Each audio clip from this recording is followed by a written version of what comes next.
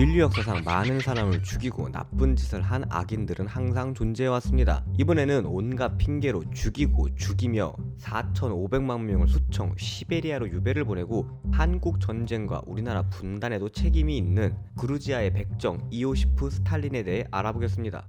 1878년 그루지아의 농촌 마을에서 태어난 스탈린. 어머니는 그가 그리스 정교의 사제가 되기를 바랬지만 아버지가 술을 마시고 하도 두들겨 패서 그런지 폭력적으로 성장하였습니다. 아버지와 사이가 좋지 못해 훗날 고향으로 돌아와서는 아버지의 무덤을 파헤쳐버렸죠. 천연두에 걸려 얼굴이 곰보였던 스탈린. 학교에 들어가자 자신을 놀리던 친구들을 다 두들겨 패고 나이 많은 상급생들도 거느리는 학교의 짱이 됩니다. 공부도 꽤 잘했지만 짜르에게 복종하라는 교훈에 반발해서 학교도 잘 나가지 않다 결국 자퇴를 합니다. 자퇴하면서 도서관의 책들도 훔쳐가죠. 책도 보고 시도 쓰고 하며 지내는 스탈린.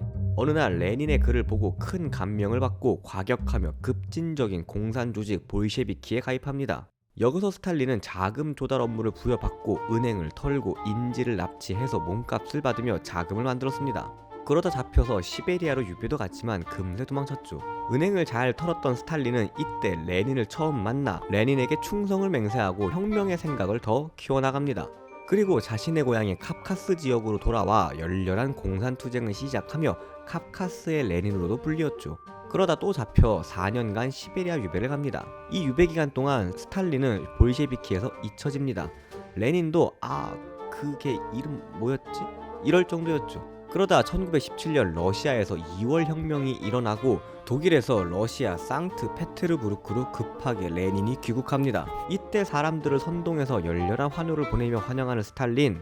여기서 레닌은 스탈린의 충성심을 확인합니다. 그리고 돈도 잘 주고 글도 잘 쓰는 데다 본인에게 충성까지 하는 스탈린에게 프라우다라는 혁명 잡지의 편집장을 시키며 스탈린을 정계에 데뷔시키죠. 레닌은 급진적이었습니다. 싸우고 전쟁하고 황실과 귀족의 재산을 몰수하자 주장했죠. 혁명을 완수하기 위해서는 협상이고 나발이고 전쟁을 불사하며 싸워야 한다.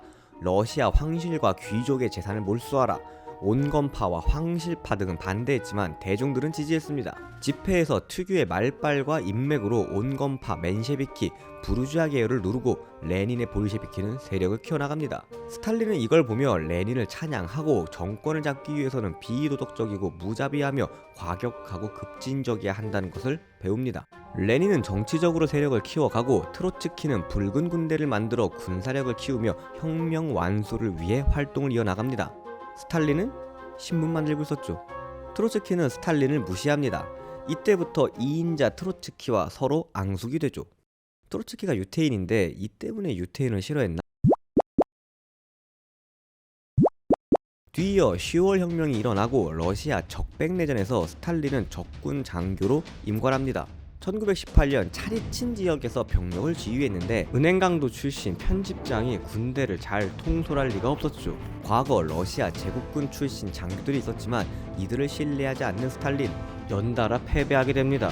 당내에서 책임을 묻고자 하는 스탈린에게 불리한 여론이 일어나자 스탈린은 스킬을 발동합니다. 이건 음모야. 차리친 지역의 사업가 일반 시민뿐 아니라 군대 내부의 장교까지 잡아서 고문하고 처형시켜버립니다. 전쟁에서 진 패장에서 반혁명분자들의 방해를 이겨내고 그들을 처단한 혁명 전사로 프레임을 바꿔버리죠.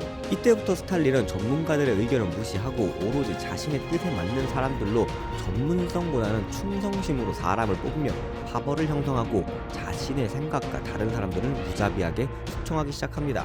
이때 레닌은 2인자 트로츠키를 견제하기 위해 스탈린에게 힘을 실어줍니다. 내전이 종식된 1922년 공상 당내 인사권을 가지는 서기장에 선출시키며 이때부터 레닌의 켈베로스라 불리우죠. 인사권을 가지며 세력을 더 키우는 스탈린. 그리고 한 달 뒤 레닌은 중풍으로 쓰러져 반신불수가 됩니다. 제대로 된 외부 활동이 힘들어지자 스탈린을 통해 정치적 행보를 이어가려는 레닌. 그러자 스탈린은 자기 독단적으로 당을 운영하며 반대파를 숙청해 나가기 시작합니다. 스탈린이 자신의 목줄을 벗어버릴 것 같은 느낌이 들자 레닌은 트로츠키와 손을 잡습니다. 이때 큰 배신감을 느낀 스탈린은 이후 모든 사람을 의심하며 감시합니다. 레닌과의 공식적인 만남과 대화는 스탈린을 통해서만 가능하다 라며 레닌의 부인조차도 레닌과 제대로 만날 수 없게 하고 레닌이 주고받은 편지도 본인이 검열을 합니다. 그리고 레닌의 이름을 팔아 이거 레닌 동지가 시킨 일임. 반대? 숙청. 이러면서 더 독단적으로 당을 운영해 나가죠. 상황이 심각해지자 레닌은 스탈린 동지는 너무 잔인하고 성격이 급하다. 당의 지도부에는 적절하지 못하다. 내쫓아라. 라고 편지를 쓰지만 이미 당내 조직을 점령해버린 스탈린은 중간에서 커트합니다. 실업증까지 겪으며 건강이 더 악화된 레닌은 결국 1924년 1월 사망합니다. 소박한 장례식과 자신의 어머니 옆에 매장되기를 바랬던 레닌의 소망과 다르게 레닌이라는 인물을 우상화하고 그 레닌의 적통이 본인이라는 것을 이용하려는 스탈린은 성대한 장례식을 치릅니다. 시체는 영구 보존하여 붉은 광장에 전시해두죠. 레닌 사후 스탈린은 트로츠키의 군사권까지 빼앗습니다. 그리고 결국 1929년 트로츠키를 소련에서 추방해버리죠. 집요하고 잔혹한 스탈린을 피해 터키, 노르웨이, 독일, 멕시코까지 도주를 하지만 결국 1940년 스탈린의 암살자에 의해 얼음도끼로 난자당해 사망하고 맙니다. 가장 큰 정적을 축출해내자 더 급진적이고 비전문적인 정책들을 시행합니다. 대표적으로 농업국가였던 러시아를 노동자가 중심이 되는 중공업 소비에트로 변화시키기 위한 무리한 중화공업 정책의 실행입니다. 이 과정에서 농촌을 무자비하게 희생시켜버리죠. 공장 노동자가 싼 값에 의식주를 해결할 수 있게 억지로 농산품의 값을 떨어뜨립니다. 농민들은 당연히 반발하고 가축들을 다 죽여버립니다. 스탈린은 내 말 안 들어? 농민이야말로 인민의 적이다 라며 갈라치기와 여론을 선동해갑니다. 무장 공상 청년단을 이용해서 농민들의 땅과 가축, 집을 다 빼앗고 집단 농장에 가둬버립니다. 이 과정에서 1,500건이 넘는 소요사태가 일어나고 20만 명이 유배되거나 총살됩니다. 소련에서 자신의 땅을 가진 농민 계급은 아예 삭제되어 버리죠. 근데 이런 문제 해결 방식을 보고 감명을 받은 사람이 있었는데 바로 히틀러입니다. 마음에 들지 않는 나와 반대되는 세력을 단기간에 대중들의 불만 없이 어떻게 없애버리는지 배우는 히틀러, 유태인들을 이런 식으로 삭제해버리죠. 농산품을 구하는 게 힘들어진 소비에트에서 설상가상으로 곡창지대인 우크라이나에 홀로도모르라는 대기근이 일어납니다. 500에서 700만 명이 아사하고 500만 명은 영양실조로 영구적 장애를 얻죠. 물가는 치솟고 식량은 부족하고 민생이 파탄이 나니 자신에 대한 여론이 안 좋아지는 걸 느낀 스탈린 다시 한번 자신의 스킬인 남탓과 음모론을 내세워서 1930년대 대숙청을 시작합니다. 이건 트로츠키 일파의 음모다. 부르주아들의 선동이다. 독일의 히틀러가 소련을 노린다. 일본이 만주국을 세우고 우리의 동쪽을 노리고 있다. 그러니 우리는 내부의 적을 제거해야 한다. 처음에는 트로이카라 불리우며 혁명 동지였지만 후에 스탈린의 반대 세력으로 있었던 지노비에프, 레프, 카바네프를 처형합니다. 니콜라이 예조프에게 명령을 하달한 후 엔카베데를 설치합니다. 재판도 없이 그냥 지하실로 끌고 가서 고문하고 총살합니다. 그리고 스탈린은 명령합니다. 각 지방마다 체포하고 처형할 사람을 할당해준다. 할당량을 못 채우면 너를 죽인다. 단 더 처형하면 가산점을 준다. 숙청을 의무화합니다. 이때 가장 큰 피해를 본 사람들이 소련 내 체첸, 폴란드, 유태인 같은 소수민족들이었습니다. 거기에는 연해주 일대 조선인들도 포함되어 있었죠. 30만 명의 조선인을 연해주에서 중앙아시아 한 복판으로 강제 이주시키고 반항하면 총살시켰습니다. 공식적으로 이 기간 동안 160만 명을 체포하고 90만을 총살시켰다고 합니다. 고문 당하고 시베리아로 유배간 사람은 훨씬 많죠. 어떤 기록에는 예조프의 사형자 명단이 책으로 383권에 4,500만 명이라고 나와 있기도 합니다. 죽고 유배간 사람들 중 대다수는 정치라고는 하나도 모르는 일반 시민들이었습니다. 죄를 저질러서 잡혀가면 저것만 조심하면 돼 라고 하는데 아무 죄 없이 이유도 없이 잡혀가면 서로를 불신하고 소극적으로 행동하며 스탈린 체제에 반발하지 못하죠. 이때 너무나 많은 지식인 엘리트 계층이 죽거나 타국으로 도망을 갔습니다. 의사, 기술자, 경제 전문가, 특히 군 장교 5,000명을 죽여서 소련군 장교의 질과 양이 매우 부족해졌습니다. 지식인, 전문직, 기술자들이 없어지자 당연히 국력은 손실되었고 후에 스탈린은 예조프가 너무 많이 죽였네 라며 예조프를 총살해버립니다.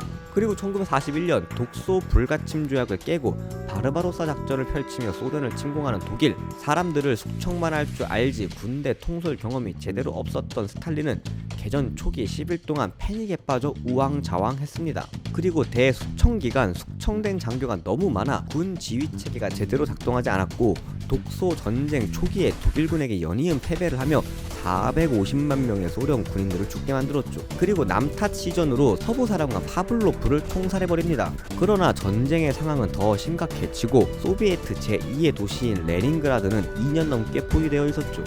이 레닌그라드 공방전에서 소련군은 100만 명 사망, 부상이 240만 명, 민간인 사망자도 100만이 육박했습니다. 이 상황에서도 비밀 경찰들을 시켜 레닌계 공산주의자들을 암살했습니다. 모스크바 코앞까지 독일군이 와 있어도 모스크바 내에 반동분자들을 색출해서 처형을 합니다. 미국과 영국의 무기 지원 그리고 어마어마한 병력으로 동부전선에서 승리를 거두자 재빠르게 1945년 8월 9일 일본에 선전포고를 하고 만주의 관동군을 제압, 미국과 한반도를 38선 기준으로 분할 통치합니다. 승전국이 된 소련, 스탈린은 바로 자신의 우상화 작업에 돌입합니다. 파시즘을 물리친 독일과 일본 두 나라를 상대로 승리를 거둔 위대한 스탈린, 어딜 가도 스탈린의 사진과 동상이 있었죠. 러시아 혁명 달성과 2차 세계대전의 승리는 다 스탈린 동지가 한 것이다. 역사, 경제, 인문, 물리, 생물, 화학, 정치에 능통하다. 북한의 김일성은 이 우상화 작업을 복붙해서 따라하기도 합니다. 항일 독립운동가 김일성, 돌방울 폭탄으로 일본군을 물리친 구구의 영웅, 이런 식으로요.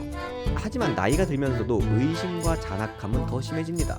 수용소에 독일군에 투항했던 소련군 포로로 잡은 독일군과 관동군을 12년간 강제 노동시켰고 소련 내부에서도 35년까지 550만 명을 수용, 280만 명을 유배보냈죠. 호위, 경비병으로 3,000명을 데리고 다녔고 독살 위험으로 주치의들은 죽이거나 투옥시켰습니다. 나 은퇴할까? 라고 떠보며 아첨하지 않는 인물 숙청, 보고 안 했다고 숙청, 회식 참가 안 했다고 숙청, 손 늦게 들었다고 숙청, 표에서 무효표 던졌다고 숙청. 1949년에는 공산주의의 맹주로서 자신의 세를 과시하기 위해 전 세계 공산주의 지도자들을 모아 성대한 생일잔치를 벌이기도 합니다. 그리고 김일성에게 무기와 돈을 지원하며 한반도 적화 통일을 사주하고 1950년 한국 전쟁까지 관여를 합니다. 말년의 스탈린은 흑해연안의 별장에서 주로 생활했습니다.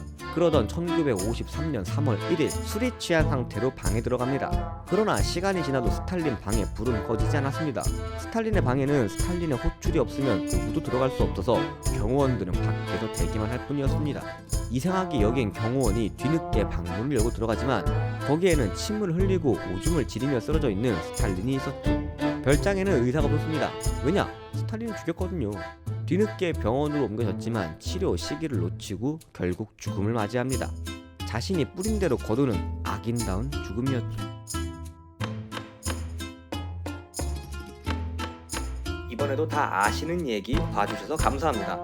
지식과 정보를 관찰하는 지식미어캣이었습니다.